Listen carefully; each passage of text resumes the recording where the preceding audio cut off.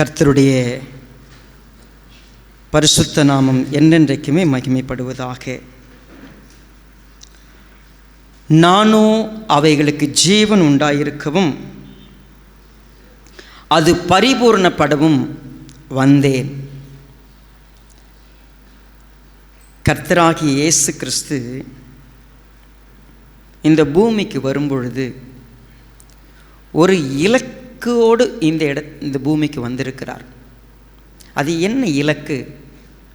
What was is goal? What was is main purpose?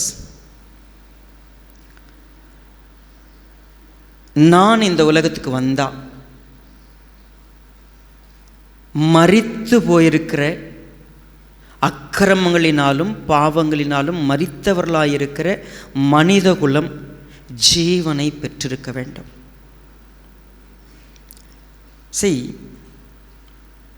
அந்த ஜீவன் நம்முடைய வாழ்க்கைக்கு மிக மிக முக்கியமானது என்பதை அவர் அறிந்திருந்தார்.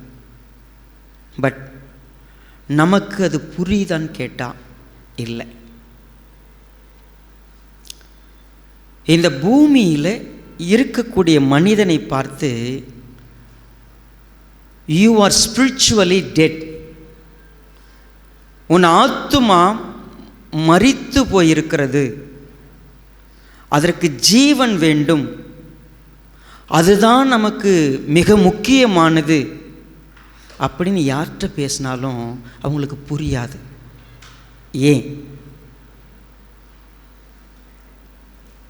நீங்கள் போயிட்டு செத்து போன ஒரு பாடிக்கிட்ட போய் நீ செத்து போயிட்டுறான்னு சொன்னால் அவனுக்கு எப்படி தெரியும்?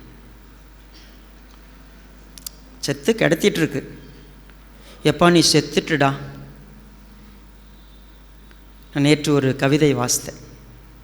என்ன கவிதை அது அப்படின்னா, எப்பொழுதும் சிரித்து கொண்டிருக்கிற என் நண்பன் முதல் முறையாக அழுகிறான், அவனை அழாதே என்று சொல்லுவதற்கு என்னிடத்தில் சத்தம் இல்லை, ஏனென்றால் நான் மரித்திருக்கிறேன். செத்து போன நான் எழுந்து என்ன பண்ண முடியாது? என் ஃப்ரெண்டை பார்த்தே அழுவாதுன்னு சொல்ல முடியாது. இப்போ அவன் நல்லா யோசிங்க, ஒரு மனிதன் நீ செத்து போயிருக்கிறன்னு அவன்கிட்ட சொன்னால் அவனுக்கு எப்படி தெரிய போகுது? ஏன்னா அவனுக்கு உணர்வு இல்லை. ப்ராப்ளம் இங்கே தான் இருக்குது. ஆனால் ஜீவன் அவனுக்கு கொடுக்கப்படணும். நான் அவைகளுக்கு ஜீவன் உண்டாயிருக்கவும் அது பரிபூர்ணப்படும். அந்த ஜீவன் பரிபூர்ணப்படணும். நம்ம இப்போ நல்லா கொஞ்சம் கிளியராக அதை கவனித்து பார்க்கலாம். நானோ அவைகளுக்கு ஜீவன் உண்டாயிருக்கவும் அந்த ஜீவன் பரிபூர்ணப்படவும் வந்தேன்.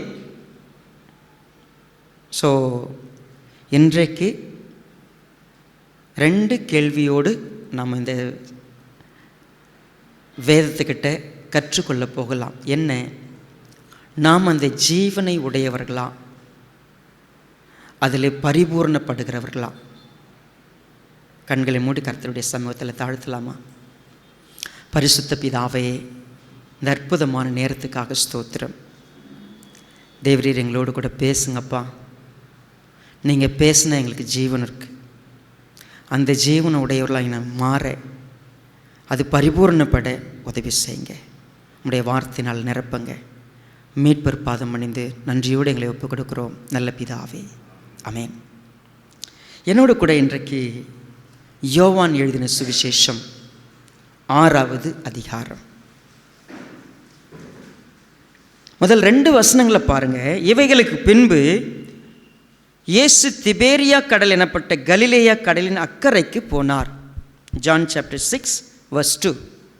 அவர் வியாதிக்காரரிடத்தில் செய்த அற்புதங்களை திரளான ஜனங்கள் கண்டபடியால் அவருக்கு பின் சென்றார்கள். இந்த 2வது வசனம் இருக்குல்ல, இந்த வசனம் என்ன சொல்லுகிறது?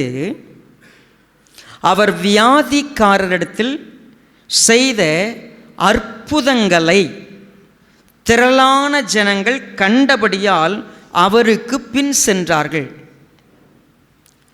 இதை சரியான மொழிபெயர்ப்பில் சொல்லணும் அப்படின்னா,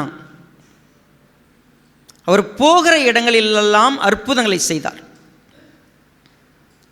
மத்தேயு 4வது அதிகாரத்தில் பார்த்தா, 5வது அதிகாரத்தில் பார்த்தா, நாம் பல தேசத்திலிருந்து மக்கள் கும்பல் கும்பலாக எண்ணி சொல்ல முடியாது அந்த அளவுக்கு மக்கள் கூட்டம் அவரை பின்தொடருகிறது. பின்பற்றினார்கள் அப்படிங்கிறத விட பின் சென்றார்கள்னா, பின்தொடர்கிறார்கள்னா தே சீக் சம்திங். அவரிடத்தில் ஏதோ ஒன்றை தேடி மக்கள் கூட்டம் கூட்டமாக போனார்கள். எனக்கு நன்றாக நினைவு இருக்கிறது, நான் சிறு வயதாக இருக்கும் பொழுது எங்கள் ஊரில் இருந்து பார்த்திங்கன்னா செஞ்சிக்கு பக்கத்தில் ஒரு கிராமத்தில் ஒரு ஃபாதர் வந்து அற்புதங்களை செய்கிறார். அங்கே போனால் குணமாகிறதுன்னு நியூஸ் பரவிருச்சு. வேளாந்தல்னு நினைக்கிறேன், சம்திங் அவங்க ஊர் பக்கம்தான். எங்கள் ஊரில் என்ன செய்வாங்க, அப்போல்லாம் பார்த்திங்கன்னா பஸ் வசதி ரொம்ப ரேர். ஏதாவது ஒரு பஸ் 2 பஸ் இருக்கும். இப்போ இருக்கிற மாதிரி குட்டி எண்ணெய் அந்த மாதிரிலாம் கிடையாது. ஒன்று டிராக்டர், அப்போது அதிகமாக விவசாயத்துக்கு பயன்படுது டிராக்டர் தான். எங்கள் ஊர்லேருந்து ஒரு 3 டிராக்டர் போடப்படுது. வியாழக்கிழமையான எங்கள் ஊர்லேருந்து என்ன பண்ணிவிடுவாங்க, டிராக்டர் ஃபுல்லாக மக்கள் ஏறிடுவாங்க. எங்கே போவாங்க, இங்கேருந்து சுமார் 40-45 கிலோமீட்டர் மக்கள் கூட்டம் கூட்டமாக போவாங்க. அங்கே போனால் தண்ணி எடுத்துகிட்டு போனால், எண்ணெய் எடுத்துகிட்டு போனால் என்ன பண்ணிடுவோம், அந்த ஃபாதர் ஜெபம் பண்ணி கொடுத்தா போதும். என்னென்னலாம் உங்களுக்கு தேவையோ அதெல்லாம் நடக்கும். ஐ ஸ்டில் ரிமெம்பர், மக்கள் கூட்டம் கூட்டமாக போனது. நானும் ஒரு நாள் போயிருந்தேன் அந்த கூட்டத்துக்கு. என்ன தான் நடக்குது பார்க்கலாம் அப்படின்ட்டு. சரிங்களா? மக்கள் எங்கேயாவது ஒன்று இலவசமாக கிடைக்கிறது அல்லது எனக்கு பிரயோஜனமாக இருக்கிறது நான் கேள்விப்பட்டேன்னா ஷூர்லி ஐ வில் கோ, நான் போவேன். நான் போகாமலாம் இருக்க மாட்டேன். இயேசுவானவரை அநேக ஜனங்கள் கண்டினியூஸாக தேடினாங்கன்னு பைபிள் சொல்லுது. கண்டினியூஸாக என்ன, அவரை பின் சென்றார்கள்னா எங்கே போனாலும் அவர் பின்னால் போகணும். ஏன் போகணும்? அவரால் நிறைய அற்புதங்கள் நடக்கிறது. இங்கிருந்து மெரினா கடற்கரைக்கு பஸ் ஏறி போவாங்க, லாரி ஏறி போவாங்க. எல்லா ஊர்களிலும் ஒருவேளை கிறிஸ்தவத்தினுடைய உண்மை தெரியாதவர்கள் பேசும்போது சொல்லுவாங்க, ஐயா எனக்கு கூட இயேசுவானவரை தெரியும், நான் கூட இயேசுவை நம்புகிறேன், நான் 4 மாவடிக்கு 4 முறை போயிருக்கிறேன். என்னத்துக்காக போனேன்? இயேசுவானவர் எனக்கு தெரியும், இயேசுவை நான் நம்புகிறேன், இயேசுவை தேடி நான் போயிருக்கிறேன். ஏன் இயேசுகிட்ட போனேன்? இயேசுவானவர் அற்புதம் செய்கிறார், அதிசயம் நடக்கிறது. 3வது அவர் ஆகாரம் கொடுக்கிறார். பாருங்க, இயேசுவானவரில் ஒன்று அற்புதம், இன்னொன்று அதிசயம், இன்னொன்று ஆகாரம். இந்த யோவான் எழுதின சுவிசேஷம் 6வது அதிகாரத்தில் நம்ம வாசித்த இந்த 2வது வசனத்திலேருந்து பார்த்தீங்கன்னா, வியாதிக்காரிடத்தில் செய்த அற்புதங்களை திரளான ஜனங்கள், ஒருத்தர் 2 பேரில் திரளான ஜனங்கள் கண்டார்கள், கண் கூட பார்த்தாங்க. They continue to seek. 14வது வசனத்தை பாருங்க. இயேசு செய்த அற்புதத்தை அந்த மனுஷர் கண்டு மெய்யாகவே இவர் உலகத்தில் வருகிறவரான தீர்க்கதரிசி என்றார்கள். பாருங்க, மக்கள் இயேசுவானவர் கண்கூடாக ஒரு பெரிய அதிசயத்தை செய்கிறார், அற்புதத்தை செய்கிறார், அதிசயத்தை என்ன அதிசயம் அது, என்ன அற்புதம் அது? 5 அப்பம் 2 மீனை கொண்டு 5000 பேரை போஷித்திருக்கிறார். சரி, நீங்கள் யாருக்கிட்டையாவது இன்னைக்கு கேள்வி கேட்டிருக்கிறீங்களா? கண் தெரியாதவங்களை ஜெபம் பண்ணி கண் குணமாக இருக்குது. ஒரு சில பாஸ்டர்ஸ்லாம் கிளைம் பண்ணியிருக்கிறாங்கண்ணே, எங்கள் எய்ட்ஸ் நோய் என்ன பண்ணியிருக்கிறோம், குணமாக்கியிருக்கிறோன்னு. நடக்க முடியாதவங்களை நடக்க வச்சுருக்கிறாங்க, நிறைய சொல்லியிருக்கிறாங்க. எந்த ஒரு போதகராவது 1 கிலோ அரிசி போட்டு சாப்பாடு செஞ்சுட்டு 5000 பேர் கொடுத்த பாஸ்டர் எங்கேயாவது இருக்கிறாங்களா? எங்கேயும் இல்லை. சரி, நாம் அதெல்லாம் கேள்வி கேட்க மாட்டோம், ரைட், விட்டுருங்க. இயேசுவானவர் ஒரு 5 ரொட்டி 5000 பேர் சாப்பிட்டு மீதி எடுக்கிறாங்க. இதை விட ஒரு அற்புதத்தை பார்க்கவே முடியாது. அப்படி ஒரு அற்புதத்தை பார்த்தோன்னே ஜனங்களுக்கு மெய்யாகவே வரக்கூடிய தீர்க்கதரிசி இவர் தான், சொல்ல போனால் இன்னொரு வார்த்தையில் இவர் தாங்க மேசியா அப்படின்னு ஒரு முடிவுக்கு வராங்க. வந்துட்டு என்ன அடுத்த வசனத்தில் என்ன சொல்லுது பாருங்க. ஆதலால் அவர்கள் வந்து தம்மை ராஜாவாக்கும்படி பிடித்து கொண்டு போக மனதாயிருக்கிறார்கள் என்று இயேசு அறிந்து, இயேசுவானவரை என்ன வாக்கணும்? இப்போ ராஜா வாக்கிடணும். யூதேயா தேசத்தினுடைய ராஜா வாக்கிட்டோம்னா நமக்கு போய் பயிரிட வேண்டிய அவசியம் இல்லை, வேலைக்கு போக வேண்டிய விஷயமே இல்லை. எந்த நேரமும் உட்காந்து அவர் பேசுறது என்ன பண்ணலாம்? அப்படியே கேட்டுக்கிட்டே இருக்கலாம். என்ன வந்துடும்? சாப்பாடு வந்துடும். பிரச்சனையே இல்லைங்க.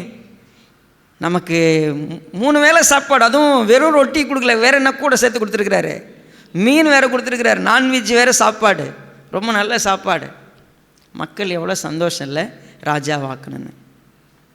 இயேசுவானவரை ஏன் ஜனங்க தேடுறாங்க தெரியுங்களா? சிம்பிளாக எனக்கு இந்த வசனம் எப்பொழுதும் என்னை மக்களுடைய மனநிலை எப்படி படம் பிடித்து காட்டுகிறதுனா, ஆண்டவராக இயேசு கிறிஸ்து அதை முடிச்சுட்டு கிளம்பிட்டார். அவர் மறுநாளில் ஜனங்க அங்கே 22வது வசனத்தை பாருங்கள். மறுநாளில் கடலின் அக்கறையிலே நின்ற ஜனங்கள் அவருடைய சீஷர் ஏறின அந்த ஒரே படவு தவிர அங்கு வேறு படவு இருந்ததில்லை என்றும், இயேசு தம்முடைய சீஷருடனே கூட படவில் ஏறாமல் அவருடைய சீஷர் மாத்திரம் போனார்கள் என்றும் அறிந்திருந்தார்கள். மக்கள் இயேசுவானவரை அடுத்த நாளும் தேடுகிறார்கள். தேடும்போது அவங்களுக்கு இன்ஃபர்மேஷன் கிடைக்குது, எத்தனை போட் இருந்துச்சு, சீசர் கூட இயேசுவானவர் போனாரா போலையா? சீசர் மட்டும்தாங்க போனாங்க, இயேசு எங்கே போனார்னே தெரியலிங்க. வந்து என்னென்ன என்கொயரி பண்ணுறாங்க பாருங்கள். இயேசுவானவர் எங்கே? இங்கே அவர் மட்டும்தான், ஒரே ஒரு போட்டு தான் இங்கே இருந்துச்சு. அப்புறம் பார்த்தா ஆள் இல்லை, அவரை காணும். அப்புறம் சீசரில் எங்கேப்பா? அவங்க தனியாக போயிட்டாங்க, போட்டில் ஏறி போயிட்டாங்க, அவரை காணும். சரி, இப்போ அவங்க அப்பம் சாப்பிட்ட இடத்துக்கு சமீபமாய் திபேரியாவிலிருந்து வேறு படவுகள் வந்தது, நிறைய படவுகள் இப்போ வந்துச்சு. அப்பொழுது இயேசுவும் அவருடைய சீஷரும் அங்கே இல்லாததை ஜனங்கள் கண்டு, இப்போ பாருங்க, அங்கே போய் போட்டை தேடுறாங்க. இயேசு ஏறின ஒரு போட்டை தவிர வேறு எந்த போட்டும் அங்கே இல்லை. அப்போ அந்த போட்டையும் காணும். இப்போது சீசரில் என்ன பண்ணாங்க? அந்த போட்டில் போயிட்டாங்க. இயேசுவானவர் எங்கே? அவரும் எங்கே போனாருன்னு தெரியாது. இப்போ வெயிட் பண்ணுறாங்க. இப்போ போட்டுக்கு நிறைய வருது.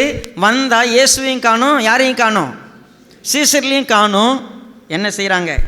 கடலின் அக்கறையிலே அவர்கள் அவரை கண்டபோது, ரபி, மன்னிக்கணுமா, நான் 24. உடனே அந்த படவுகளில் ஏறி இயேசுவை தேடிக்கொண்டு கப்பர்நகூமுக்கு வந்தார்கள். பாருங்க, இப்போ வந்த படவெல்லாம் டிக்கெட் போட்டு என்ன பண்ணுறாங்க இப்போ?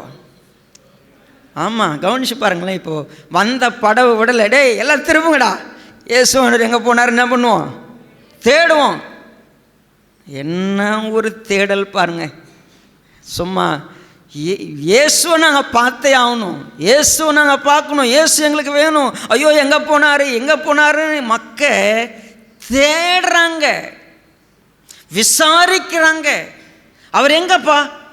சீசருக்குள்ளே தான்ப்பா இருப்பார், அவர் சீசர் கூட போலப்பா. மக்கள் எவ்வளவு ஆவலோடு தேடுறாங்க, எங்களுக்கு இயேசு வேணும், இயேசு வேணும், இயேசு வேணும். விட்டா பிடிச்சிட்டு போய் ராஜாவாக்குறதுக்கு மனதாக இருந்தாங்க. பாருங்க, கடலின் அக்கறையில் அவர்கள் அவரை கண்டபோது, ரபி, நீர் எப்பொழுது இவ்விடம் வந்தீர் என்று கேட்டார்கள். ரொம்ப முக்கியம்.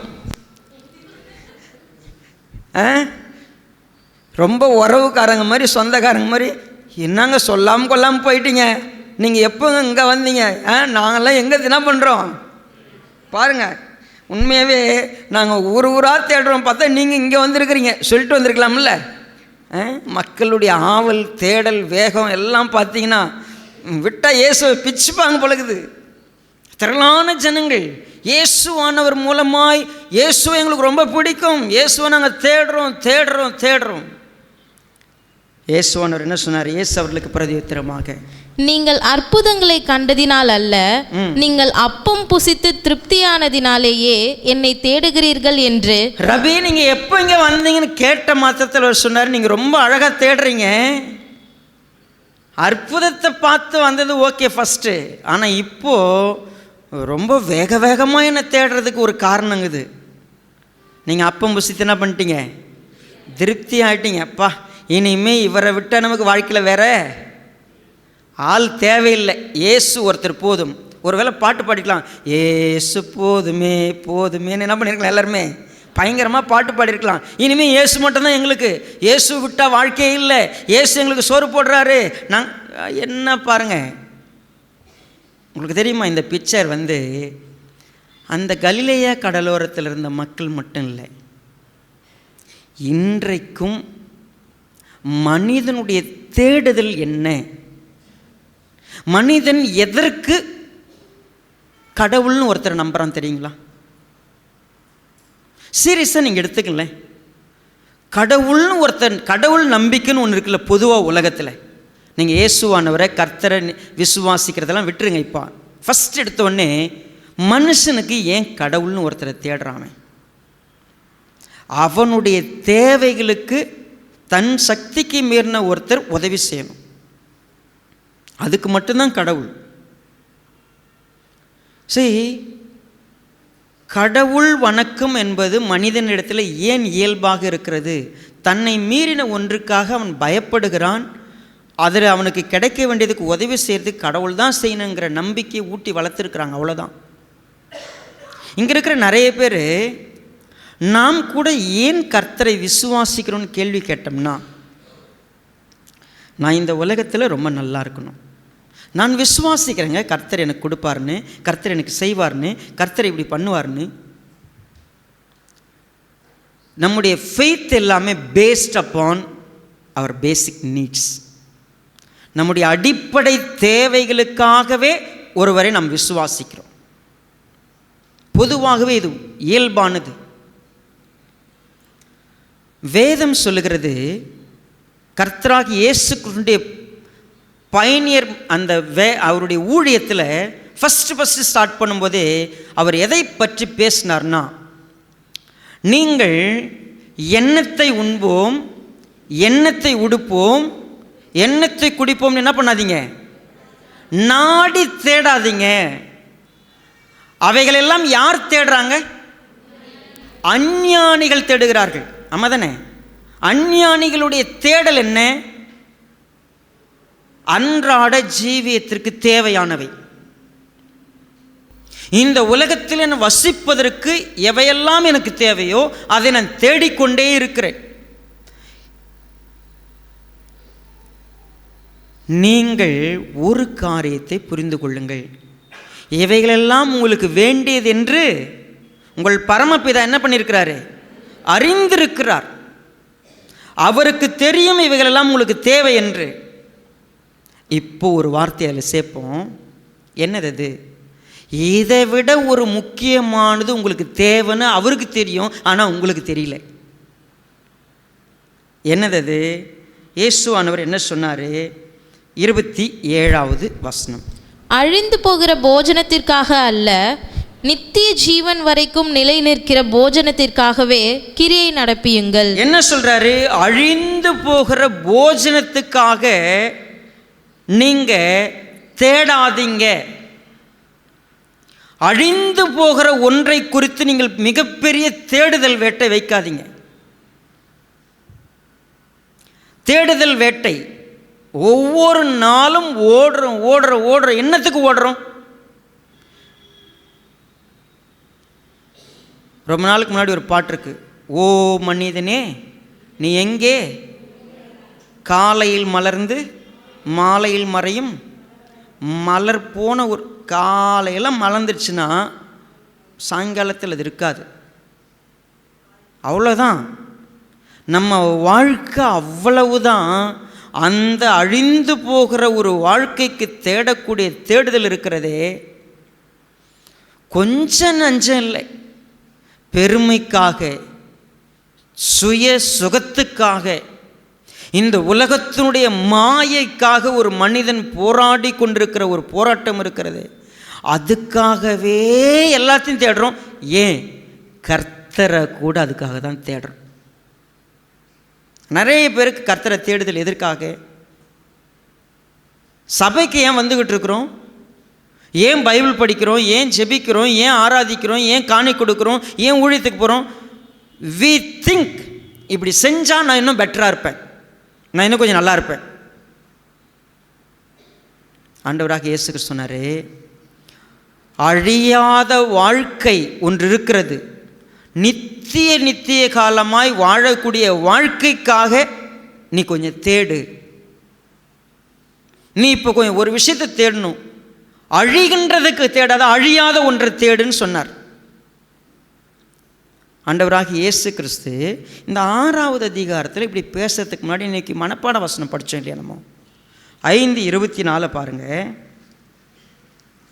என் வசனத்தை கேட்டு என்னை அனுப்பினவரை விசுவாசிக்கிறவனுக்கு நித்திய ஜீவன் உண்டு, அவன் ஆக்கினை தீர்ப்புக்கு உட்படாமல் மரணத்தை விட்டு நீங்கி ஜீவனுக்குட்பட்டிருக்கிறான் என்று மெய்யாகவே மெய்யாகவே உங்களுக்கு சொல்லுகிறேன். இயேசுவானவர் தன்னுடைய உபதேசத்தில் மிக முக்கியமான ஒரு விஷயத்தை பேசிக்கிட்டே வரார்.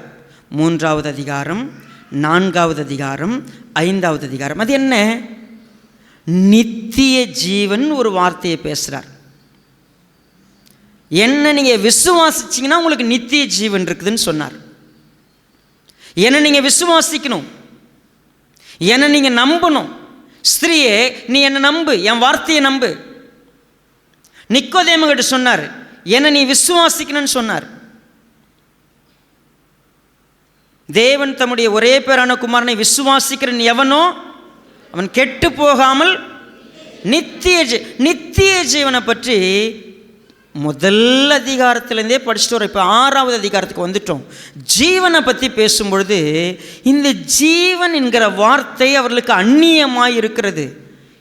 ஜீவனோடு இருக்கணும்னா எனக்கு சாப்பாடு தானேங்க முக்கியம். உசுர் நல்லா இருக்கணும்னு சொன்னால் எனக்கு ஒரு சில தேவைகள் இருக்குல்ல. இந்த உயிர் நல்லா இருக்கணும்னா அடிப்படையாக சாப்பாடு வேணும், துணிமணி வேணும், நல்ல வீடு வேணும், நல்ல வேலை வேணும், பணம் வேணும், புகழ் வேண்டும். இதெல்லாம் இருந்தால் தானங்க நான் நல்லா இருக்க முடியும் அப்படின்னு எல்லாரும் யோசிக்கிறாங்க. அப்போ ஆண்டவராகிய இயேசு கிறிஸ்து அவர்களுக்கு விளக்கம் கொடுத்த ஒரு விளக்கத்தை இன்றைக்கு கவனித்து பார்த்தா, நாம் உண்மையாகவே இத்தனை வருடமாக ஆண்டவரை விசுவாசிக்கிறேன், பின்பற்றுகிறேன் என்று சொல்லுகிற நாம் முறையான ஆண்டவராக இயேசு கிறிஸ்துனுடைய வார்த்தையை கேட்டு அதை விசுவாசிக்கவும் கீழ்ப்படியவும் கடைபிடிக்கவும் நம்முடைய வாழ்க்கையில் இருந்திருக்குதான்னு ஒப்பிட்டு பார்த்தா கொஞ்சம் பயமாக கூட இருக்கும். ஏன்னா இயேசுவானர் சொன்னீங்க எல்லாம் அதுக்கு தானே என் நம்புறதுக்கு வந்தீங்க. வந்தால் என் குடும்பத்தில் ஒரு ஆரோக்கியம் இருக்கும், எனக்கு உடம்பு சரியில்லைங்க, இயேசுவானவரை நம்பினா உடம்பு சரியாயிடும். சொன்ன மாதிரி எனக்கு குழந்தை இல்லை, குழந்தை கிடச்சிரும். கல்யாணம் ஆகாமல் இருக்குது, கல்யாணம் ஆகும். வீடு இல்லாமல் இருக்கிறேன், வீடு கிடைக்கும். வேலை இல்லாமல் இருக்கேன், வேலை கிடைக்கும். எங்கள் குடும்பத்தில் சண்டை இருக்குது, சமாதானம் ஆகும். கடன் பிரச்சனை இருக்குது, கர்த்தர் தீர்ப்பார். எத்தனையோ எதிர்பார்ப்பு எனக்கு இருக்குது.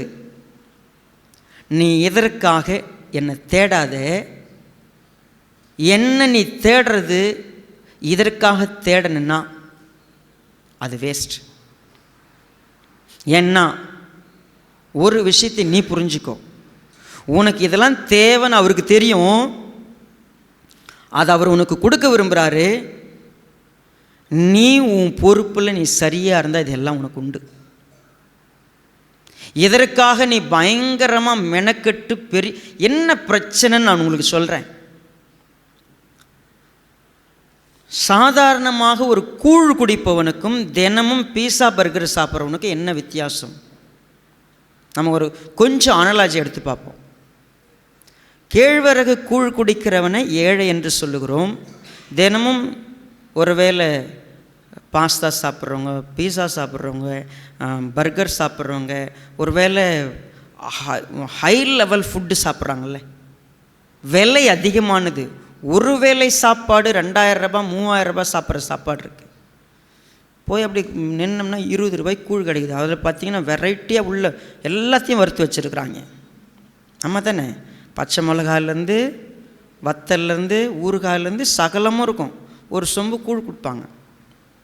சரிங்களா? இப்போ இந்த சாப்பாடு 20 ரூபா, 2000 ரூபாய் சாப்பாடுங்கிறது 20 ரூபாய். இப்போ மனிதனுக்கு எதில் ஆசை இருக்குது?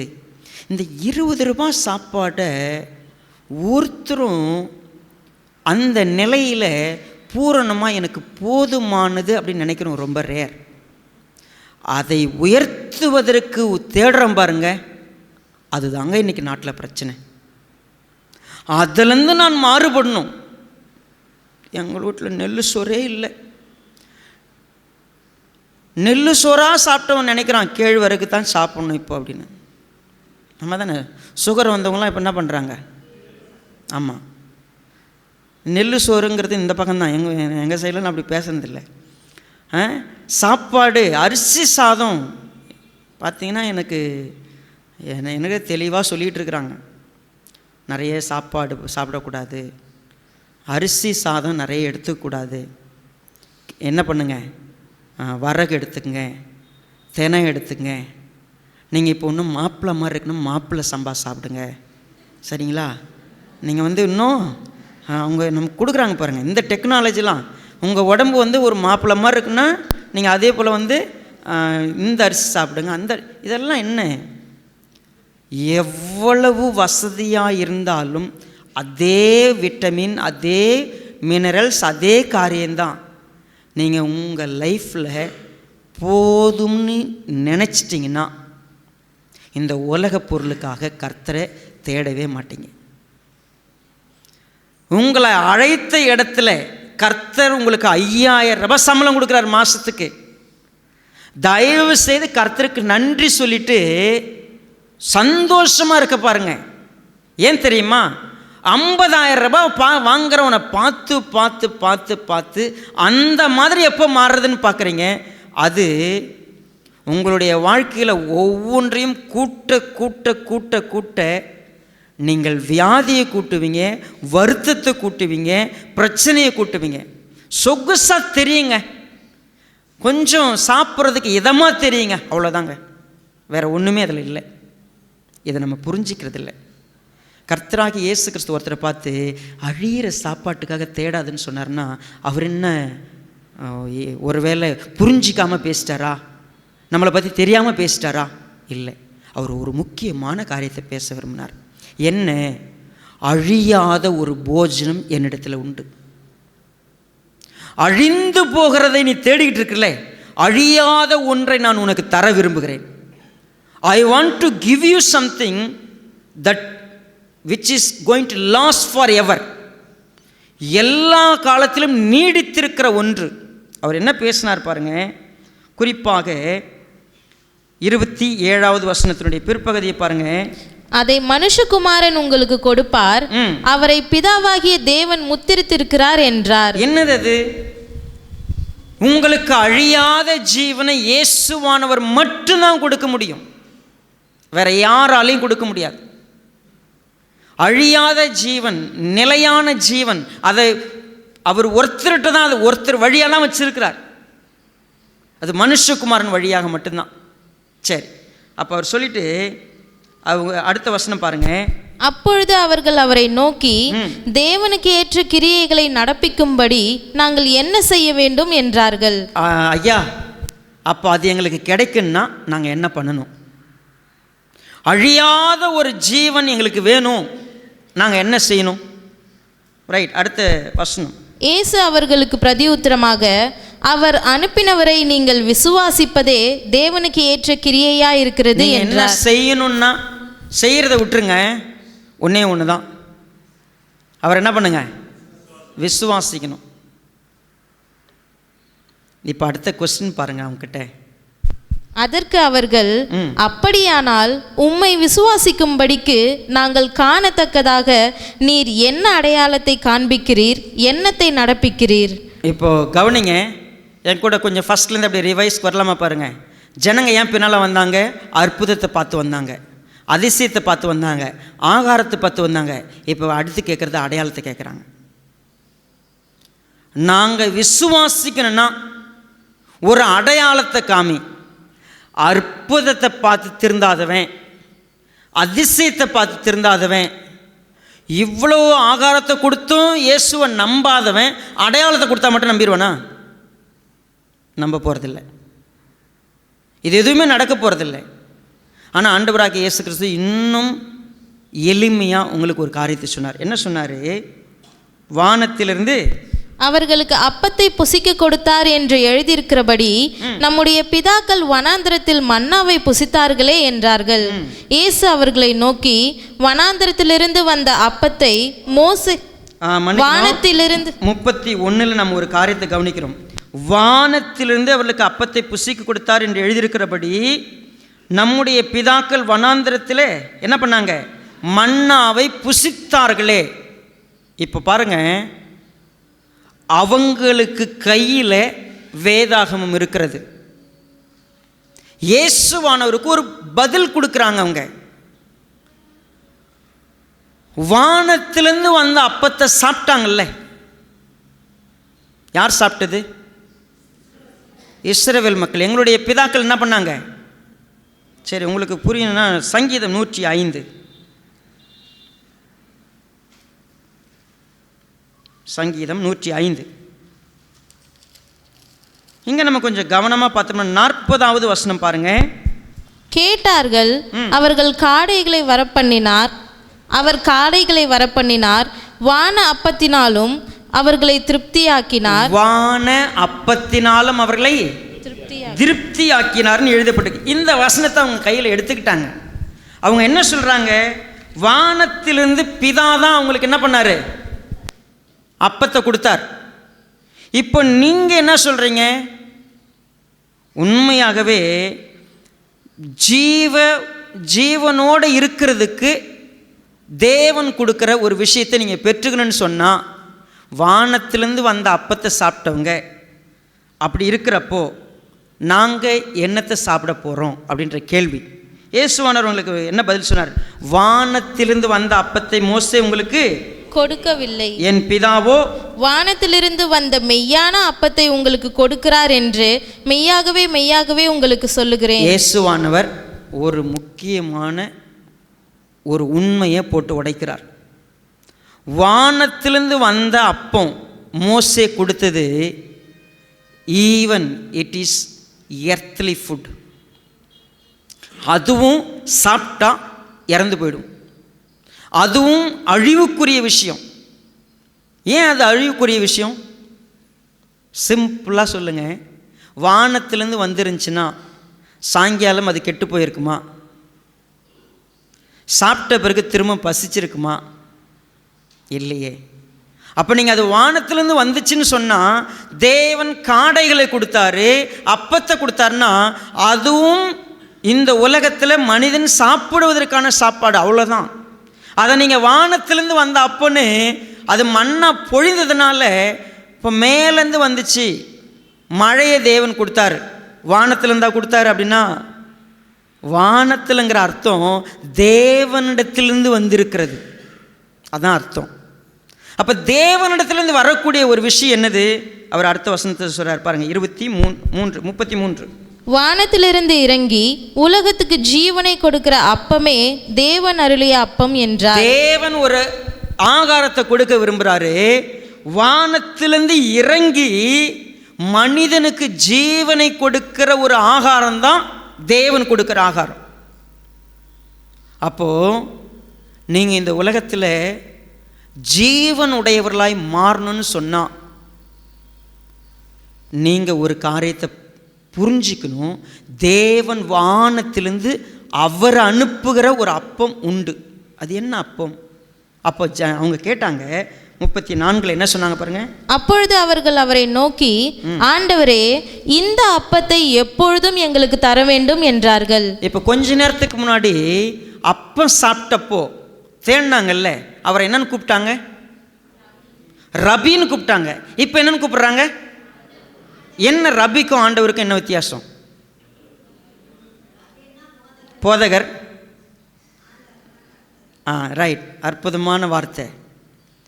see something they understand. இப்போ இந்த போதனை இதுவரைக்கும் யாரும் பேசாத ஒரு போதனை. அழியாத வாழ்க்கைக்கு ஒரு சாப்பாடு இருக்குது, அழியாத வாழ்க்கைக்கு ஒரு போஜனம் இருக்குது. அந்த போஜனம் வானத்திலிருந்து வரக்கூடியது. இப்போ நீங்கள் மன்னாவை நினச்சிக்கிட்டு இருக்கிறீங்க, மன்னாவை சாப்பிட்டவங்க செத்துட்டாங்கப்பா. நீங்கள் என்றென்றைக்கும் ஜீவனோடு இருப்பதற்கு ஒரு ஆகாரம் இருக்கிறது, அதை மனுஷகுமாரன் தான் உங்களுக்கு தருவார்னு சொல்லிட்டார். அப்போது மனுஷகுமாரன் தருவார்ல, தயவு செய்து அந்த ஆகாரத்தை நீங்கள் என்ன பண்ணுங்க, எங்களுக்கு எப்பொழுதும் தரணும் ஆண்டவரே, நீங்கள் தான் கர்த்தர், கொடுங்கன்னு சொல்லி கேட்டாங்க. இயேசுவானவர் என்ன பதில் சொன்னார்? 35. இயேசு அவர்களை நோக்கி, ஜீவ அப்பம் நானே, என்னிடத்தில் வருகிறவன் ஒரு காலும் பசியடையான், என்னிடத்தில் விசுவாசமாய் இருக்கிறவன் ஒரு காலும் தாகமடையான். நீங்கள் என்னை 35வது வசனத்தில் ஒரு ஆழமான ஒரு உண்மையை இயேசுவானவர் புரிய வச்சார் இந்த உலகத்துக்கு. அவர்களை பார்த்து சொன்னார், இந்த அப்பம் உங்களுக்கு வேணுமா? ஜீவ அப்பம் நானே, என்னிடத்தில் வருகிறவன் ஒரு காலம் பசியடையான். இன்னொரு முறை நீங்க வாசிங்க. என்னிடத்தில். இப்போ 1லிருந்து 34 வரைக்கும் இருக்கிற வசனத்தில் அவர் வியாதிக்காரரிடத்தில் செய்த அற்புதங்களை கண்டபடியினால திரளான ஜனங்கள் அவருக்கு பின் சென்றார்கள். அவர் எந்த படவில் இருந்தாரோ அந்த படவை தேடினாங்க, அவர் போன இடத்தை தேடினாங்க, எல்லா இடத்துக்கும் தேடி அவரை தேடி நாடி ஓடினாங்க அவர் பின்னால. ஆண்டவரே இந்த அப்பத்தை எங்களுக்கு தரணும்னு அவர்கிட்ட தான் வந்து நிற்கிறாங்க. ஆனால் அவங்கள பார்த்து சொல்கிறாரு, நீங்கள் என்னிடத்தில் வரணுன்னார். என்ன அர்த்தம்? ஏங்க அவர் பின்னால் ஓடிக்கிட்டே இருக்கிறாங்க, அவர் பின்னால் போய்கிட்டே இருக்கிறாங்க. அவர்கிட்ட தான் நீங்கள் எனக்கு தாங்க, நீங்கள் எனக்கு தாங்கன்னு கேட்குறாங்க. இப்போ இயேசுவானவர் சொன்னார், ஜீவ அப்பம் நானே, என்னிடத்திற்கு வருகிறவன் ஒரு காலம். அப்போ அவங்க எல்லாம் இன்னும் அவர்கிட்ட வரலையா?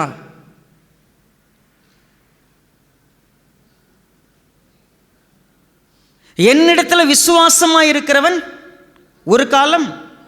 இப்போ என்ன சொன்னார்? ரபின்னு கூப்பிட்டவங்க ஆண்டவரேன்னு சொல்லிட்டாங்க. மனுஷகுமாரன் தான் உங்களுக்கு கொடுப்பாருன்னு சொன்னாங்க. ஆண்டவரே அது எங்களுக்கு தாங்கன்னு சொல்கிறாங்க. அது ஃபெய்த் இல்லையா? என்ன இயேசுவானவர் சொல்ல வந்தார்? இதை நம்ம புரிஞ்சிக்கணும்னா கொஞ்சம் கவனமாக இந்த சாப்டரை உத்து பார்க்கலாம். 45வது வசனம். எல்லாரும் தேவனாலே போதிக்கப்பட்டிருப்பார்கள் என்று தீர்க்கதரிசிகளின் ஆகமத்தில் எழுதியிருக்கிறதே, ஆகையால் பிதாவினிடத்தில் கேட்டு கற்றுக்கொள்ளுகிறவன் எவனும் என்னிடத்தில் வருகிறான். என்னிடத்தில் வருகிறவன் யாருன்னு கேட்டா, எங்கிட்ட வந்தா இயேசுவானவர் சுகப்படுத்துவார், இயேசுவானவர் இதை கொடுப்பாரு, அதை கொடுப்பாரு, எனக்கு அது கிடைக்கும் இது கிடைக்குன்னு வர எல்லாம் என்கிட்ட வர்றதுக்கான பர்பஸ் தப்பான பர்பஸ். என்கிட்ட ஏன் நீ வர? என்கிட்ட வந்தால் உனக்கு இது கிடைக்கும் அது கிடைக்குன்னு வந்துக்கிட்டு இருக்கிற. அப்படி வராத. என்கிட்ட வரணுன்னா ஒரே ஒரு பர்பஸுக்கு வா.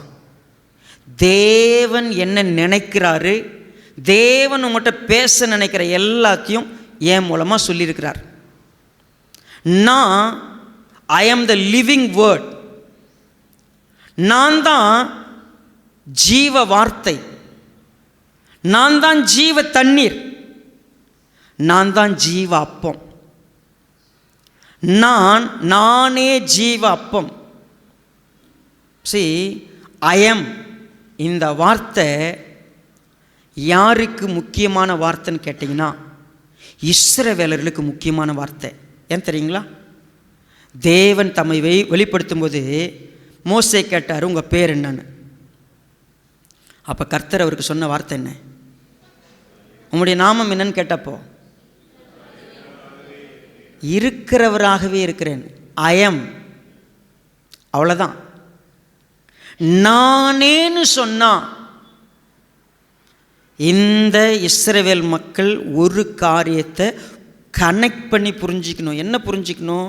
இயேசுவானவரை ரபின்னு ஏற்றுக்கிட்டாங்க, இயேசுவானவர் ஆண்டவர்னு ஏற்றுக்கிட்டாங்க, இயேசுவானவர் அற்புதம் செய்கிறவர்னு ஏற்றுக்கிட்டாங்க, இயேசுவானவர் தீர்க்கதரிசின்னு ஏற்றுக்கிட்டாங்க. ஆனால் இயேசுவானவர் தான் வானத்திலிருந்து வந்திருக்கிற தேவன் ஏற்றுக்கல. அப்போ என்னிடத்துல வரணும்னா தீர்க்கதரிசின்னு ஏற்றுக்கிறவங்க நிறைய பேர் இருக்கிறாங்க. இயேசுவை நான் நம்புறேங்க. மாற்று மத சகோதரர்கள் ஒரு சிலர் சொல்லுவாங்க, நாங்கள் அந்த நபரை நம்புகிறோம், கர்த்தரால் அனுப்பப்பட்டவர் நம்புகிறேங்க. இயேசுவை நம்பாதவன் இந்த மார்க்கத்தில் இருக்க முடியாதுன்னு சொல்கிறாங்க. ஆனால் என்ன ஏற்றுக்க மாட்டாங்க தெரியுமா? அவர் மட்டும்தான் ஜீவனை கொடுக்கிறவர்னு நம்ப மாட்டாங்க. கிறிஸ்தவத்தில் நிறைய பேர் இயேசுவை நம்புறவங்க இருக்கிறாங்க. ஆனால் என்னவா நம்புறாங்க தெரியுமா? இயேசுவை நம்பினா எனக்கு பிசாசு போகும், இயேசுவை நம்பினா எனக்கு இது கிடைக்கும் அது கிடைக்கும் நம்புறவங்க நிறைய பேர் இருக்கிறாங்க. ஆனால் இயேசுக்கிட்ட வரணும்னா எதுக்கு தெரியுமா வரணும்? ஜீவ வார்த்தை அவரிடத்தில் இருக்கிறது, நான் அதை கேட்பதற்காக வருகிறேன். நீங்கள் சொல்லுங்கள், ஒவ்வொரு நாளும் நீங்கள் ஏன் சபைக்கு இங்கே இடத்துக்கு வர்றீங்க? நான் அவரிடத்தில் கேட்டு கற்றுக்கொள்ள வரேன். எப்படி வருவீங்க? ஓ தாகமாயிருக்கிறவர்களே, நீங்கள் எல்லாரும் என்னிடத்தில் வாங்க, வந்து விலையுமின்றி பணமுமின்றி வாங்கி சாப்பிடுங்கள், என்னிடத்தில் வந்து கேட்டு கற்றுக்கொள்ளுங்கள். இயேசுவை நீங்கள் எதுக்கு தேடுறீங்க? அவர்கிட்ட கற்றுக்கிறதுக்கா? அவர்கிட்ட கேட்கறதுக்கா? இங்கே உட்கார்ந்து உங்கள் லைஃப்பில் எத்தனை நாள் இயேசுவானவர் இந்த ஒரு மைக்கை வச்சு எத்தனை நாள் உங்கள்கிட்ட பேசிக்கிட்டு இருக்கிறாரு. ஆனால் நீங்கள் இங்கே உட்கார்ந்துக்கிட்டே வேறு ஏதோ ஒரு கற்பனையில் இருப்பீங்க. ஆண்டவர் உங்கள் உள்ளத்தில் ஜீவனை உண்டாக்குறதுக்கு அவருடைய சத்தியத்தை கொடுத்துக்கிட்டே இருக்கிறாரு. ஆனால் இன்னும் உங்களுக்கு ஜீவன் உண்டாகலை. ஏன்? நீங்கள் ஜீவன் உண்டாகும்படி அவரிடத்தில் வரல. இந்த ஜீவனுக்குரிய காரியங்களை தேடுறீங்க. உங்கள் கவலையெல்லாம் என்ன? முடித்த உடனே எப்போ ஓடுவோம், என்ன செய்வோம், என்ன சாப்பிடுவோம், என்ன எப்படி என் லைஃப் இருக்க போகுது, கவலையெல்லாம் இந்த அழிந்து போகிற வாழ்க்கை மேலே. அதுக்கு தான் இயேசு உங்களுக்கு. இயேசு அண்ணர் சொன்னார், என்னிடத்தில் வருகிறவன் ஒரு காலம் பசியிட மாட்டான். எதுக்கு வருகிறவன்? என்னிடத்தில் கேட்டு கற்றுக்கொள்ள வருகிறவன். அப்போது அவர் இதை பேசினார். குறிப்பாக 38வது 36 பாருங்க. நீங்கள் என்னை கண்டிருந்தும் விசுவாசியாமல் இருக்கிறீர்கள் என்ற வார்த்தை.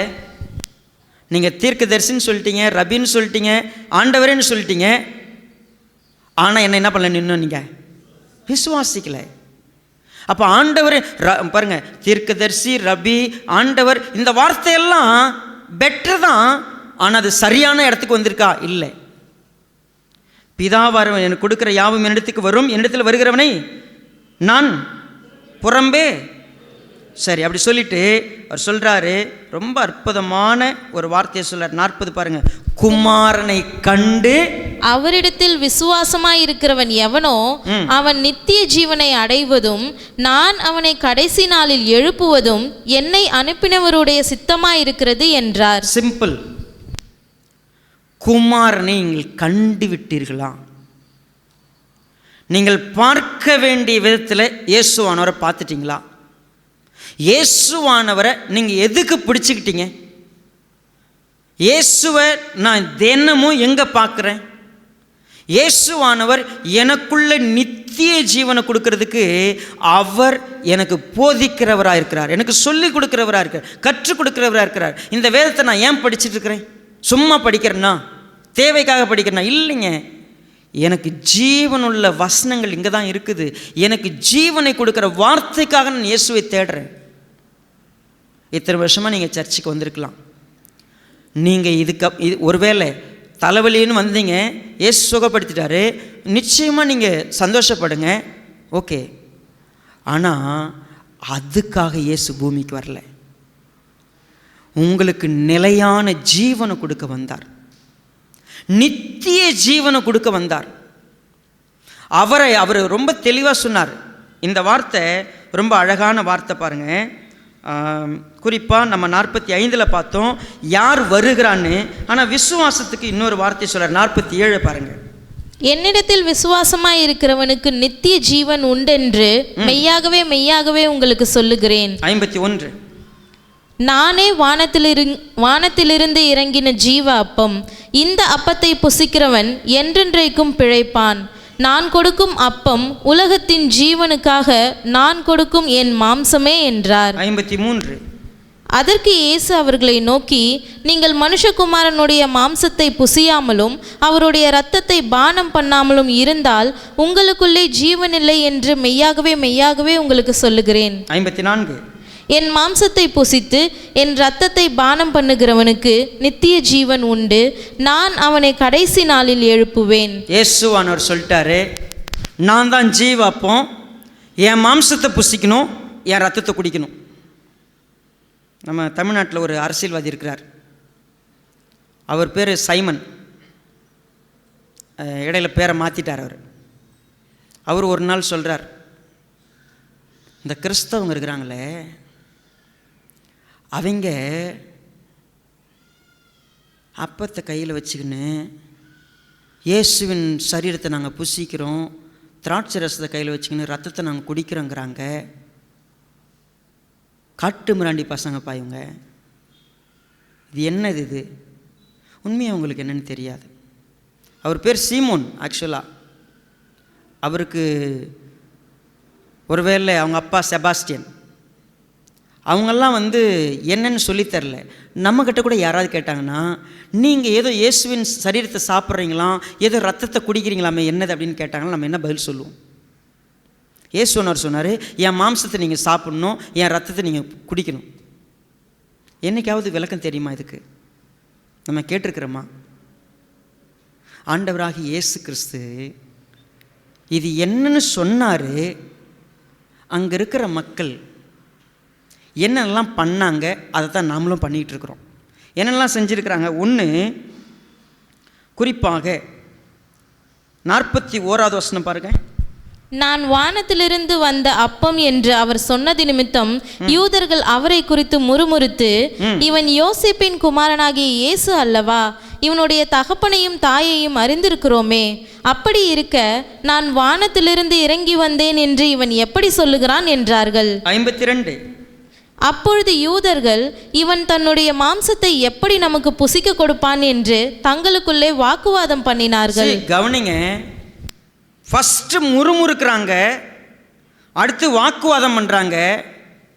உங்களை போல என்ன போல புரியாமல் இன்னொரு விஷயமும் பண்ணாங்க. என்ன பண்ணாங்க? 60வது வசனம். அவருடைய சீஷரில் அநேகர் இவைகளை கேட்டபொழுது, இது கடினமான உபதேசம், யார் இதை கேட்பார்கள் என்றார்கள். என்னங்க எங்களுக்கு புரியவும் இல்லை, ஒன்றும் இல்லை. ஒன்று, நீங்கள் வானத்திலேருந்து வந்தீங்கன்னு சொன்னீங்க, உங்கள் அப்பாவுக்கு தெரியும், உங்கள் அம்மாவுக்கு தெரியும். அடுத்தது உங்கள் மாம்சத்தை புசி கொடுப்போன்னா எப்படி நாங்கள் சாப்பிட்றது? இதெல்லாம் ரொம்ப கஷ்டமாக இருக்குல்ல, எப்படி புரியுறது? இப்போ 61 வாசிங்க. சீஷர்கள் அதை குறித்து முறுமுறுக்கிறார்கள் என்று இயேசு தமக்குள்ளே அறிந்து அவர்களை நோக்கி, இது உங்களுக்கு இடரலா இருக்கிறதோ? என்னப்பா ஒன்றும் புரியலையா? ரொம்ப கஷ்டமாக இருக்குதா உங்களுக்கு? அடுத்த வசனம். மனுஷகுமாரன் தாம் முன்னிருந்த இடத்திற்கு ஏறி போகிறதை நீங்கள் காண்பீர்களானால் எப்படி இருக்கும்? ஆவியே உயிர்ப்பிக்கிறது, மாம்சமானது ஒன்றுக்கும் உதவாது. நான் உங்களுக்கு சொல்லுகிற வசனங்கள் ஆவியாயும் ஜீவனாயும் இருக்கிறது. பாருங்க, இயேசுவானவர் ஒரு காரியத்தை தெளிவாக சொல்றார். நான் சொன்னல என் மாம்சத்தை புசிக்கணும், என் ரத்தத்தை நீங்கள் குடிக்கணும்னு சொன்ன உடனே நீங்கள் ஃபிசிக்கலாக ஓ இவர் சரீரத்தை வெட்டி நம்ம சாப்பிடணும் பொழுது, இவர் ரத்தத்தை நம்ம குடிக்கணும் பொழுதுன்னு நினச்சிங்கன்னா நீங்கள் மாம்சத்தை பற்றி யோசிக்கிறீங்க. நான் ஆவியை பற்றி பேசிக்கிட்டு இருக்கிறேன். என் வார்த்தைகள் ஆவியாயும் ஜீவனாயும் இருக்கிறது. நீங்கள் ஒரு காரியத்தை புரிஞ்சுக்கங்க, உங்களுடைய பாவங்களுக்காக என் சரீரம் பிற்கப்பட போகிறது. உங்களுடைய பாவத்தின் தண்டனைக்காக என் ரத்தம் சிந்தப்பட போகிறது. நீங்கள் எப்பொழுது உங்களுக்கு ஜீவன் உண்டாகணும்னு சொன்னால் இந்த ரத்தமும் இந்த மாம்சமும் தான் எனக்கு ஜீவனை கொடுத்துருக்குதுன்னு எப்போ நீங்கள் நம்புறீங்களோ நீங்கள் ஜீவன் உடையவர்களாக மாறுவீங்க.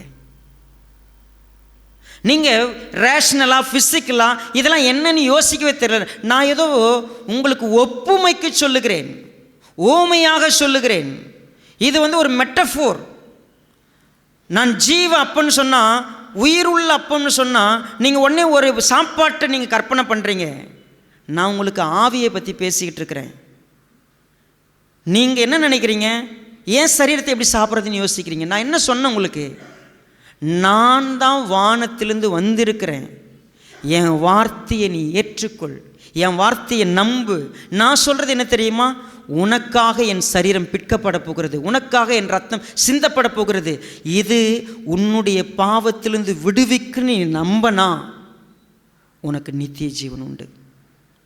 என்னை விசுவாசிக்கிறவனுக்கு நித்திய ஜீவன் உண்டு. நீ என்னை விசுவாசிக்கணும், வேற ஒன்றுமே செய்யாத. தேவனுக்கேற்ற கிரியை நாங்கள் நடப்பிக்கணும். நாங்கள் என்ன பண்ணணும்? நீ கிரியை நடப்பிக்கணும். ஃபஸ்ட்டு விசுவாசிப்பான். என்னை விசுவாசி. ஒன்று என்கிட்ட வா, என்ன நம்பு. ரெண்டே காரியம். நீ என்கிட்ட வரும்போதே உலகத்துக்காக வராத, நித்திய ஜீவனுக்காக வா. ரெண்டாவது, வந்த பிறகு நான் சொல்கிறத நீ கேட்டு நம்பு, வேற ஒன்றும் பண்ணாது. கொஞ்சம் பேர் பார்த்தாங்க. 66 என்ன நடக்குது பாருங்க. அது முதல் அவருடைய சீஷரில் அநேகர் அவருடனே கூட நடவாமல் பின்வாங்கி போனார்கள். ஓ, அப்போ அற்புதத்துக்கு வரக்கூடாது, அதிசயத்துக்கு வரக்கூடாது, ஆகாரத்துக்கு வரக்கூடாது, அடையாளம் கேட்கக்கூடாதுன்னா இதுக்கு மேலே உங்ககிட்ட எங்களுக்கு என்ன இல்லை, வேலையே கிடையாது, கிளம்புடா அப்படின்னு எல்லாம் என்ன பண்ணிட்டாங்க, நிறைய பேர் போயிட்டாங்க. இயேசுவானவர் ஒரு கேள்வி கேட்டார். அப்பொழுது இயேசு 12 நோக்கி, நீங்களும் போய்விட மனதாயிருக்கிறீர்களோ என்றார். நீங்களும் போகிற நினைக்கிறீங்களாப்பா? இங்கே உட்காந்துருக்கிறீங்களே, நீங்களும் போய் உங்களுக்கெல்லாம் இனிமேல் வந்தால் உலகத்துக்குரிய காரியத்தை பற்றி பேசாத, உனக்கு நித்திய ஜீவன் வரைக்கும் இருக்கிற காரியத்துக்காக நீ பேசு வான்னு சொல்கிறேன். நீ இனிமேல் அப்படி செய்வியா, நம்புவியா, விசுவாசிப்பியான்னு கேட்டால், அப்போ வந்த சுகத்துக்காக ஜெபம் பண்ண மாட்டிங்களா? அப்போ இந்த சர்ச்சில் பிசாசு ஓட்ட மாட்டிங்களா? அப்போ இந்த சர்ச்சில் நீங்கள் வெறும் நித்திய ஜீவனை பற்றி மட்டும்தான் பேசுவீங்களா? இனிமேல் நான் இங்கே வர மாதிரி இல்லை. வந்தால் என் ப்ரொமோஷனுக்கு எதாவது பண்ணுவீங்க, வேலை வாங்கி கொடுப்பீங்க, ஏதாவது ஒன்று நடக்குன்னு நான் வந்தால் நீங்கள் என்ன பண்ணுறீங்க? என்னங்க நித்திய ஜீவனை பற்றியே பேசுகிறீங்க, அதை பற்றி தான் எங்களுக்கு. இனிமேல் இங்கே வரமாட்டேன். ஆண்டவர் இருக்கிறவங்கள பார்த்து கேட்டார், போகிறவங்கள விட்டுரு, நீங்களும் போய்விட. அப்போ பேதுரு என்ன சொன்னார்? சீமோன் பேதுரு அவருக்கு பிரதியுத்தரமாக, ஆண்டவரே, யாரிடத்தில் போவோம்? நித்திய ஜீவ வசனங்கள் உம்மிடத்தில் உண்டே. இயேசுவை நாம் பின்பற்றி வந்தா நித்திய ஜீவனுக்கான வசனத்தை கொடுக்கிறவர் அவர். அப்போ இயேசுவை நான் ஏன் தேடினேன், ஏன் நாடினேன்? போன வாரம் எல்லாருமே நீங்கள் பாடினீங்க, நிலையான நகரம் நமக்கு இங்கு இல்லை, நித்திய, நம்ம தானே, ஞாபகம் இருக்குதா? கூடாரவாசியே, நித்தியர் இருக்கையில் நீ ஏன். பாட்டுலாம் ரொம்ப அழகாக தான் பாடுறீங்க. அதுவும் அதை பாடும்போது அந்த லைன் பார்த்திங்கன்னா ரொம்ப கர்வாக இருக்கும். நிலையான நகரம் நமக்கிங்கு இல்லை, நித்திய வாழ்வில் தானே. எல்லாம் ரொம்ப அழகாக ராகமாக பாடுறோம். ஆனால் அந்த வார்த்தையில் எனக்கு ஒரு உறுதியான நம்பிக்கை வந்துருச்சா, நான் இந்த பூமிக்குரியவன் அல்ல, இந்த பூமியில் நித்தியத்துக்காக வாழக்கூடியவன் சொன்னால், இந்த பூமியின் மீது பற்றில்லாமல் பூமியை பயன்படுத்தி இயேசுவை பிடித்து கொண்டு நான் இயேசுவை பின்னால் வந்திருக்கிற என் ஜீவன் எனக்கு கிடைச்சிருக்குது. நான் அதை பற்றி கொள்ளும்படியாக, அது பூரணப்படும்படியாக அனுதினமும் நான் இயேசுவை தொடர்ந்து வந்து கொண்டிருக்கிறேன்.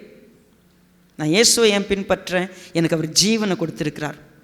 அது பூரணம் எப்போ தெரியுமா? நான் இயேசுவை ஒரே ஒரு காரியத்துக்காக மட்டும் பிடிச்சிக்கிட்டேன். The only thing I seek. நான் இயேசுவை தேடுறதுக்கு, இயேசு கூட கம்யூனியனாக இருக்கிறதுக்கு, இயேசு கூட ஃப்ரெண்ட்ஷிப்பாக இருக்கிறதுக்கு, நான் இயேசு கூட தினமும் பேசுறதுக்கு ஒன்றே ஒன்று தான், அவர் எனக்கு ஜீவனை கொடுத்து அது பரிபூர்ணப்படும்படியாய் தினமும் என்கிட்ட பேசுகிறார். சும்மாங்க இந்த போலி கிறிஸ்தவம் இருக்குதே, தமிழ்நாட்டில் பெருகி போயிருக்கிற ஒரு கூட்டம் இருக்குதே, எங்கே திரும்பினாலும் சர்ச் இருக்குதே, எங்கே திரும்பினாலும் பாஸ்டருங்க இருக்கிறாங்களே, அவங்கெல்லாம் என்ன பண்ணியிருக்கிறாங்க? இந்த இயேசுவை போதிக்கிறது இல்லை, வேறு ஒரு இயேசுவை போதிச்சுக்கிட்டு இருக்கிறாங்க. வேறு ஒரு இயேசுவை ப்ராமிஸ் பண்ணி தப்பாக ப்ராமிஸ் பண்ணி மக்களை ஏமாத்துறாங்க, வஞ்சிக்கிறாங்க. ஏன்னா அவங்களுக்கு தேவையா அது மட்டும்தான், உலகத்துக்குரியது தான். ஆசீர்வாதம் ஆசீர்வாதம் ஆசீர்வாதம். பிரசங்கிக்கிறார் ஒருத்தர், உன் வார்த்தைக்கு ஜீவன் இருக்குதுப்பா, நீ கேளு, ஆடிக்கார கர்த்தர் கொடுக்க சொல்லி கட்டளை போடு, கர்த்தர் கொடுப்பார். என்னங்க பிசாசுனுடைய தூதருங்க இவங்கெல்லாம்.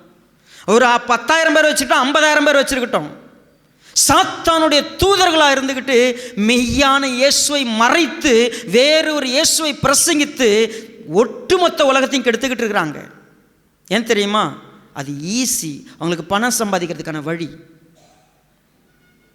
நீங்கள் அவங்களெல்லாம் நம்பி ஏமாந்துக்கிட்டு இருக்கிறீங்க. அவங்களும் இயேசுவை பற்றி சொல்கிறாங்க, அவங்களும் வசனத்தை பேசுகிறாங்க. ஏமாறாதீங்க. இயேசுவை நாம் பின்பற்றி வரணுமா? நித்திய ஜீவனை கொடுக்கறது அவர் தான். நான் அவர்கிட்ட வருவேங்க, அவரை தேடுவேங்க.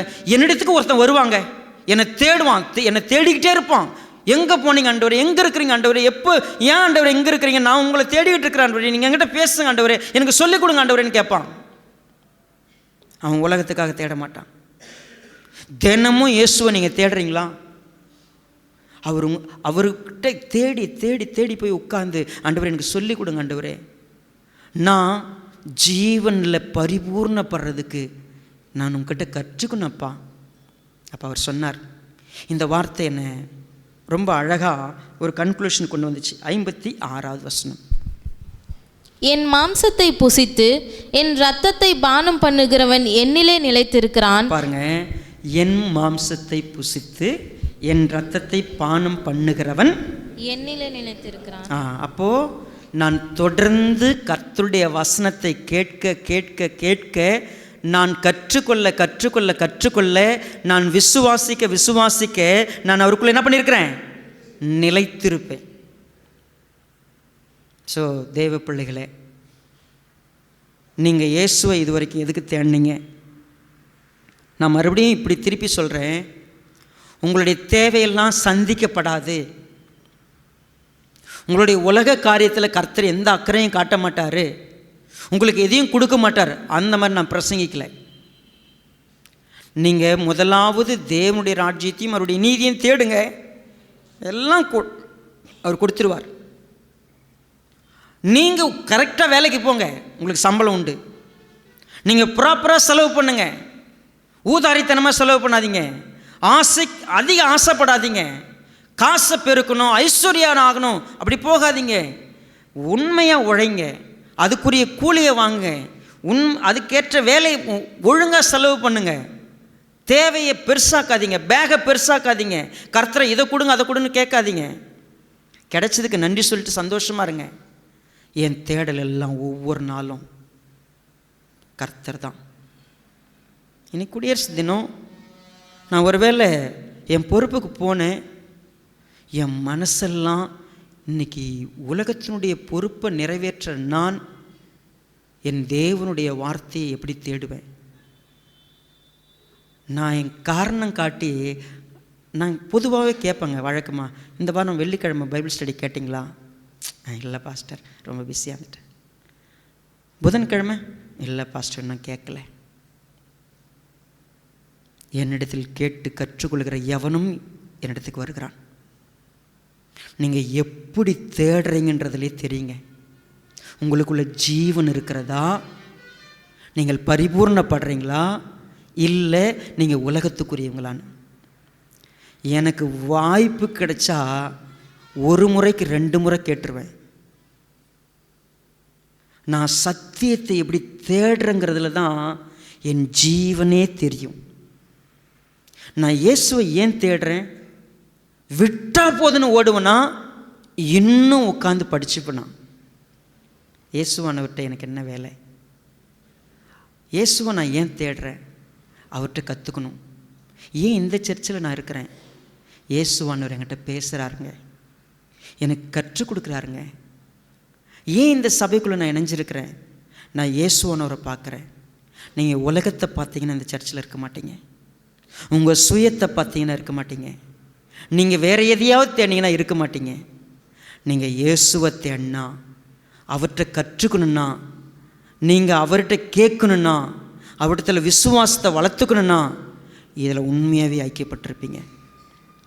ஜீவன் உண்டாயிருக்க, அது பரிபூர்ணப்பட நான் வந்தேன். எனக்கு ஒரு அற்புதமான ஸ்தலம் கொடுக்கப்படுகிறது. அற்புதத்தை பற்றி பேசாமல், அதிசயத்தை பற்றி பேசாமல், ஆகாரத்தை பற்றி பேசாமல், அடையாளத்தை பற்றி பேசாமல், என் ஆத்துமா அழியாததை பற்றி பேசக்கூடிய ஒரு இடத்துல கர்த்தர் என்ன வச்சுருக்கிறாருன்னா, நான் எவ்வளோ நன்றியோடு இருக்கணும். கர்த்தரத்தில் ஒப்பு கொடுக்கலாமா? கண்களை மூடி ஜெபிக்கலாம்.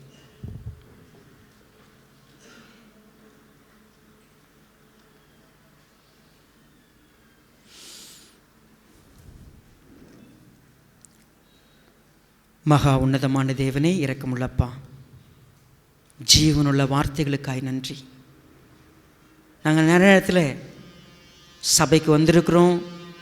எல்லா இடத்துலையும் உங்கள் பேரை சொல்லி, உங்களை ஆண்டவரேன்னு கூப்பிட்டு, நீங்கள் தான் வரவர்னு சொல்லி எல்லா இடத்துலையும் நாங்கள் இருப்போம். ஆனால் விசுவாசத்துக்கு வந்திருக்க மாட்டோம். உங்கள்கிட்ட வர வேண்டிய ரீசனுக்காக நாங்கள் வந்திருக்க மாட்டோம். என்னிடத்தில் வருகிறவன் என்னிடத்தில் கேட்டு கற்றுக்கொள்ளுகிறான். என் மாம்சத்தை புசித்து என் இரத்தத்தை பானம் பண்ணி என்னை நிலைத்திருக்கிறான்னு சொன்னார். நாங்கள் இதுவரைக்கும் எப்படி இருந்திருக்கிறோங்கிறத ஆராய்ச்சி பார்த்து, இனி வரக்கூடிய காலங்களில் கர்த்தாவே, உம்முடைய வார்த்தைகளுக்கு செவி கொடுக்கிற இருதயத்தை தாங்க. முறுமுறுக்கிறவர்களாக, வாக்குவாதம் பண்ணுறவங்களாக, கடின உபதேசம் சொல்லிட்டு கடந்து போய் விட்டு பின்வாங்கி போகிறவங்களாம் இல்லாதபடிக்கு, உம்முடைய வார்த்தைக்காக உம்மை தேட, உம்முடைய வார்த்தைக்காக நிலைத்திருக்க, உம்முடைய வார்த்தைக்காக இணைந்திருக்கிற ஒரு எண்ணத்தோடு எப்பொழுதும் இருக்க உதவி செய்யுங்க. அநேகர் சுய இச்சைகளினாலே இழுக்கப்பட்டவர்களாக, உலகத்தினாலே மயக்கப்பட்டவர்களாக, இந்த உலக தேடுதல்களுக்காக மீட்டு பிரிந்து போர்களாய் காணப்படுகிறார்கள். நாங்கள் அப்படி இல்லாமல் எங்களுடைய வாழ்க்கையில் உம்மை பின்பற்றுவதற்கு, உம்மை விசுவாசிப்பதற்கு, உம்மை தேடுவதற்கு நாங்கள் சரியான காரணத்தை வைத்திருக்க உதவி செய்யுங்க.